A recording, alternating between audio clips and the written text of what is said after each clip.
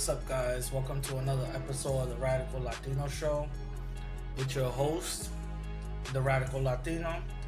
Sorry if I do feel like I'm not as energetic as I usually am. I'm recovering from a really bad cold. You could probably hear it in my voice. You guys can probably hear it now. I had this since Monday last week, so I've been just, recovering the whole time. But that's the reason why I'm uploading a little late, and I'm doing things, somewhat late or whatever. Really interesting week I had, besides me being sick like a dog. I had a conversation with a listener of the show. Yeah, I had a conversation with a listener. Very good conversation. Very respectful. I recorded it. Obviously with his permission. And I'm editing it now, and you guys will see it in a couple of days. Hear it in a couple of days. Very good conversation. He wanted to discuss about one of the episodes, intersectionality, and things he disagreed with, and me and him chopped it up, and we had our conversation. So it was really good, really good conversation, and I really enjoyed it. We both learned, hopefully we both learned a lot, but I learned a lot, from his side. Hopefully he learned a lot from my side, but it was a really good discussion. It wasn't a debate. It wasn't an argument. It was a good discussion. And I think this is what we need with people who, disagree with us.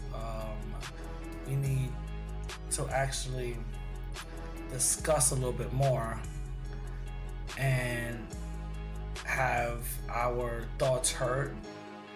I'm not trying to, say that the more we talk and, people don't listen, we just gotta keep on talking. No, I'm not saying that. But what I'm saying is, if someone respectfully disagrees, then we should just talk to them. And that's what I had with this, with the listener that I talked to a couple of days ago. Now since I was bedridden, I was seeing actually a bunch of news articles and videos of people just, having the cops called on them for like stupid things. Like, are we still doing that? Are you serious? But family, this is what we gotta understand. These white supremacists out here are calling the cops on us, just, for any reason whatsoever. It's because that's what they want to ultimately happen. They want us basically shot dead in the street by police. That's basically what it is. They want us to get shot dead in the street by cops. And their conscience is going to be completely clean because they didn't do it. A legal assassination. That's what it is. Legal assassination. And this is what we got to learn.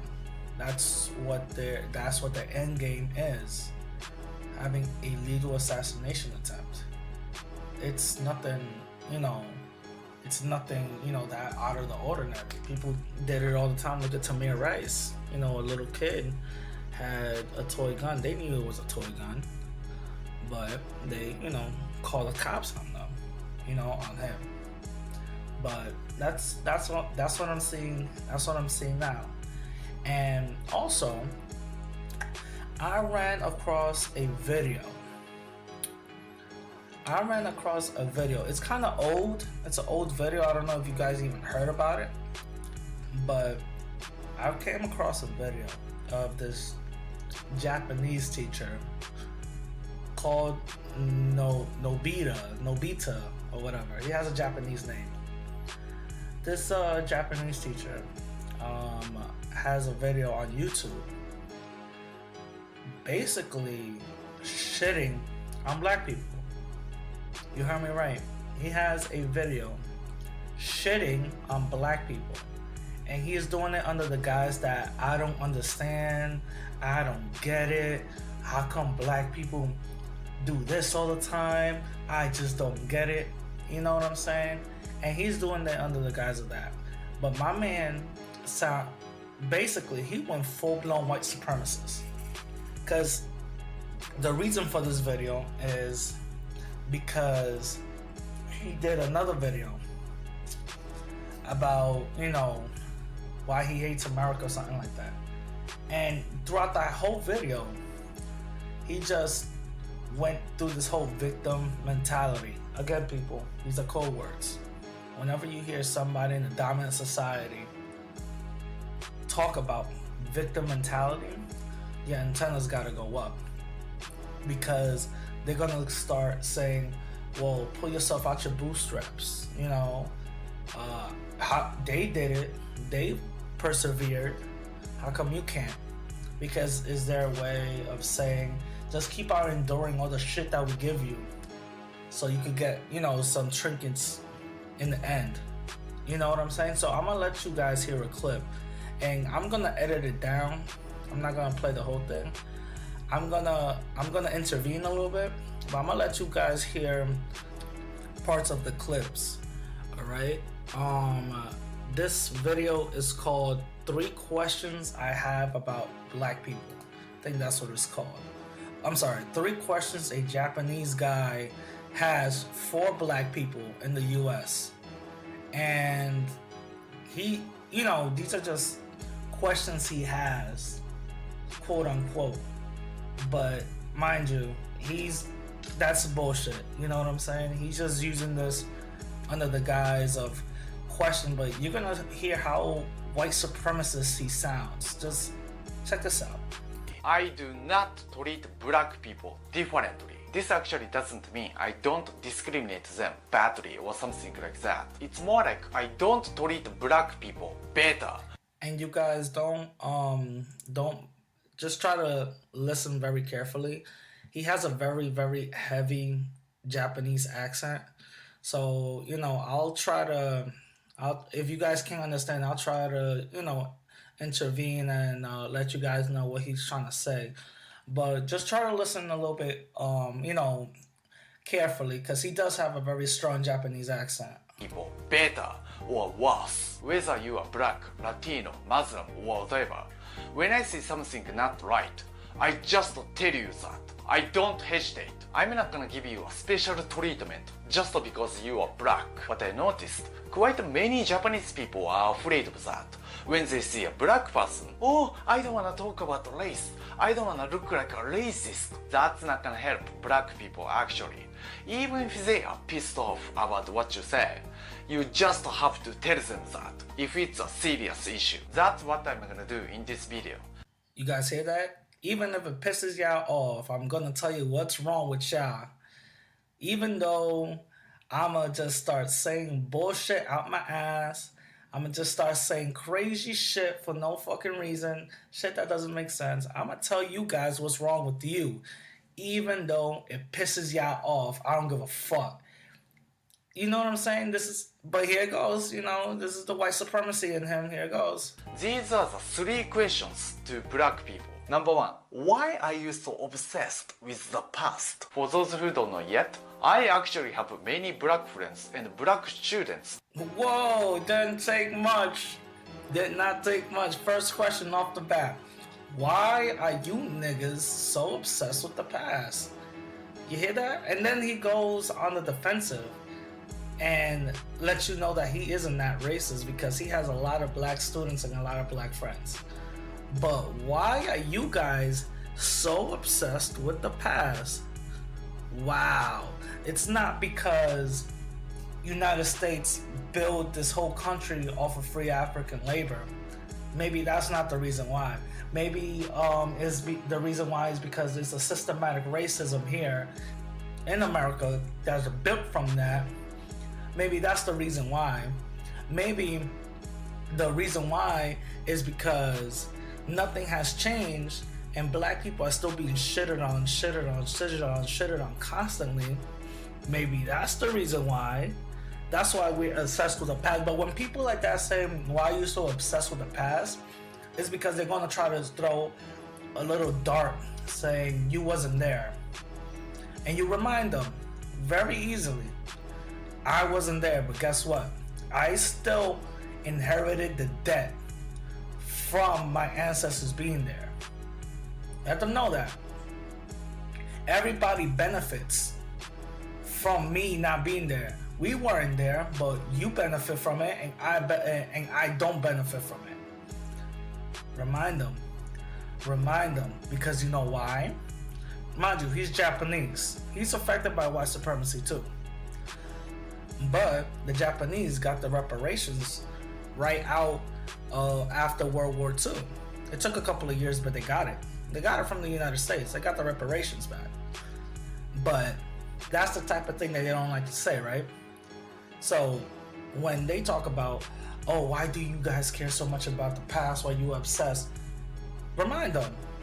Well, it's because you guys always try to hide the past from us, and we have to obsess from it to remind you guys that we still haven't gotten anything. Let them know. This is the reason why we obsess with the past. But here it goes, he's going full-blown white supremacist. I'm teaching Japanese, but pretty much every time I talk with a black person about racism, they always bring up the slavery history and talk about how horribly white people treated them at that time, and saying like, Nobita, don't be brainwashed by white people, okay? Be careful, because they don't like us, so they are trying to make us look bad. Okay, when it comes to the slavery history, of course it was bad and horrible, but when that happened actually, that's a long time ago, like almost 100 years ago. Isn't it just weird obsessing with something that happened so long time ago? I'm sure the United States is not even the same country it was back in the days. Wow, you guys hear that? Why are you niggas obsessing about something that happened long time ago? The United States is not even the same anymore. Really? It's not the same? I don't know. Last time I checked, people were getting dogs sicked on them back in the day and getting killed now. It's nothing different. Nothing different there. So what are we really talking about now? You hear, mind you, this is a teacher. This is a teacher. This motherfucker has these racist ideologies, and this is a teacher. And this motherfucker is teaching your kids. He's a Japanese teacher. He's teaching your kids, and he has these ideologies. Remember, Hitler said Asians are honorary Aryans. Asians are honorary Aryans. Remember that. Remember that.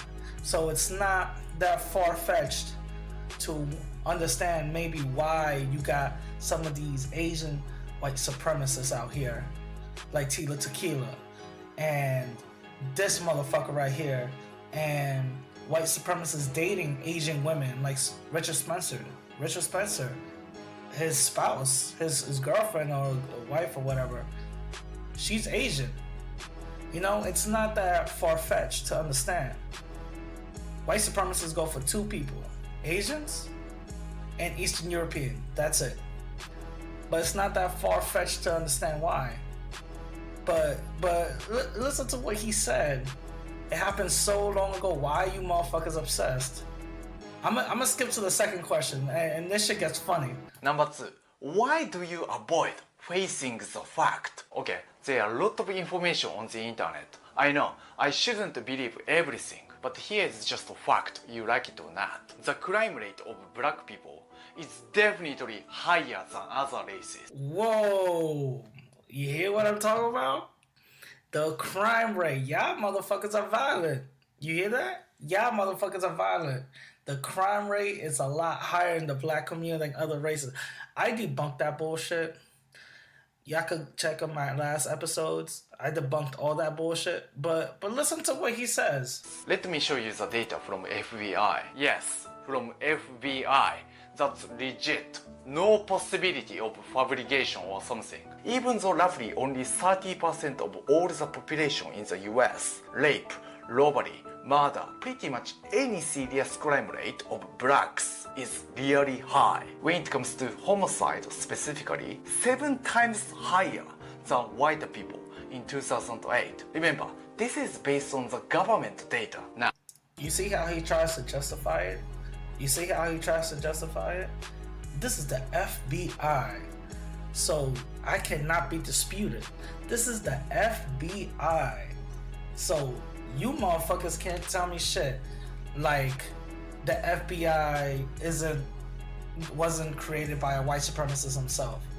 And the FBI even said it in 2006 that white supremacist groups infiltrated law enforcement. Like that now, does that have anything to do with these statistics? Remember, statistics could be skewed, but then again, I saw the image that he was talking about, and I found something very interesting. What he is saying, in the statistic is true. That doesn't mean that it's true in real life and real practice. But the reason why, and this is some game for some of you who have these white supremacists around you. This is the game. Whenever they do pull out that stat, remind them, black people, they get convicted a lot more than white people do in the same crimes. Very simple, and it's been proven. A black person can rape a woman, they get 5 to 10. The guy becomes a Brock Turner and gets only house arrest. You know what I'm saying? A black guy could drive home drunk, kill 3 people, 25 to life. White kid gets a slap in the wrist, house arrest. These are the things that happen. And in a systematic system of white supremacy, this is what we get. We get the same crime with the same, with the same arc, but the people don't get, the white people don't get convicted as much with the same crime. It happens all the time. It happens all the time. So it's not that big of a, what is wrong with you guys type of shit. You know what I'm saying? There's a reason for that. So you always gotta put stuff in context. But here goes. Here's the last question. Number 3. Why do you threaten someone who disagrees with you or you just don't like personally? And sometimes, why do you even get violent? Let me show you some of the threatening emails I've got just only recently alone. Let me just fast forward through this bullshit. Over the past year, I've been making quite many controversial videos that might be quite offensive for some people, like Muslims or Chinese. But this kind of threatening email only happens when I make a video about blacks. So this motherfucker right here is his third question is, why do you guys get mad when I talk shit about you guys? That's basically what it is. Why do I get threatening emails when I shit on y'all? That's his third question. He's for real about this bullshit. Why do you guys get so pissed off when I shit on you guys? He's dead serious. This motherfucker is dead serious. You see what I'm talking about, family? These white supremacists, they don't make no fucking sense. I'm not even gonna play anymore. That's it. These motherfuckers make no goddamn sense.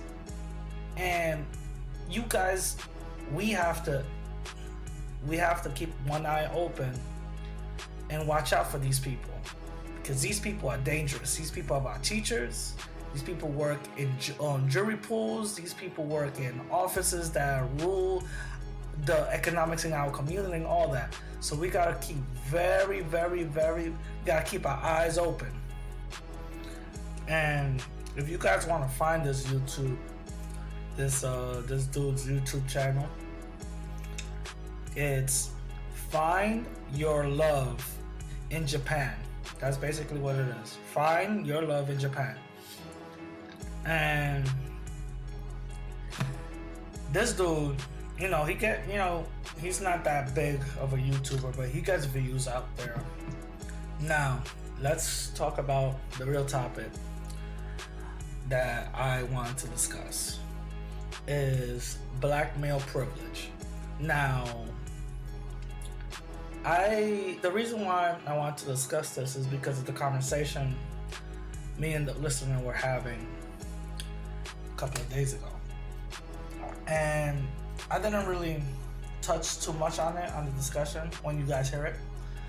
But I kind of had my antennas up because it kept on referring to, people of color, having power of oppression.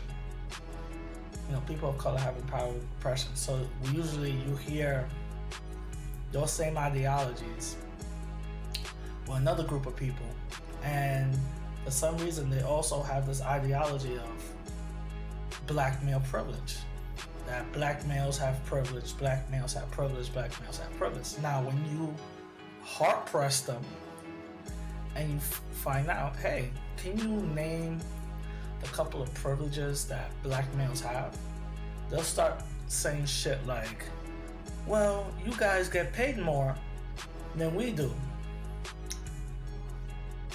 You heard that? You guys get paid way more than we do, but we still work under one white corporation.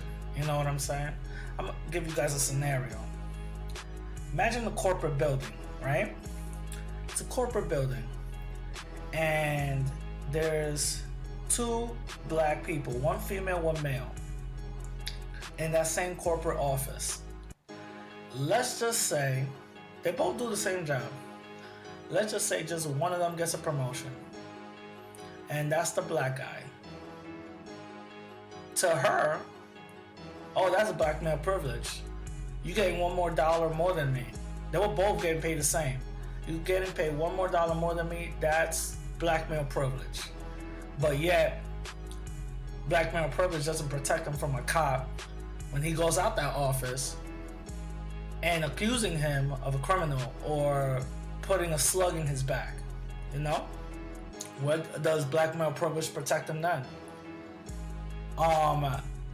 Where does black male privilege protect him from white people calling the cops on him because, I don't know, he's selling water outside in the weekend, because that's what he does with his son. So where is the black male privilege? Black male privilege is something that especially black feminists like to use to have an equivalence of white supremacy, saying, hey, listen, white supremacy is real, but there's also black male privilege. But when you actually press them on that, their whole argument falls apart. It makes no sense. The other form of black male privilege is something that they say, well, in black history books, all you hear about is the black man and his accomplishments. Then, when you actually, press them on this, saying, what history books are talking about that? This and this and this. Did a black man make that book? No. Oh, it was a white company. It was a white person that did it, right? So how is that black male privilege? A white person did it. So if you tell them, hey, can you show me a black male history book a black man made that's actually all over the schools nationwide, they won't be able to do it. They won't be able to do it. And on top of that, they won't be able to actually see that That's all they're talking about is black male accomplishments. You know, so all these little, you know, nicks and little bullshit that they put out makes no fucking sense. Black male privilege makes no fucking sense. Remember, we're all in that same jail. We're all in that jailhouse.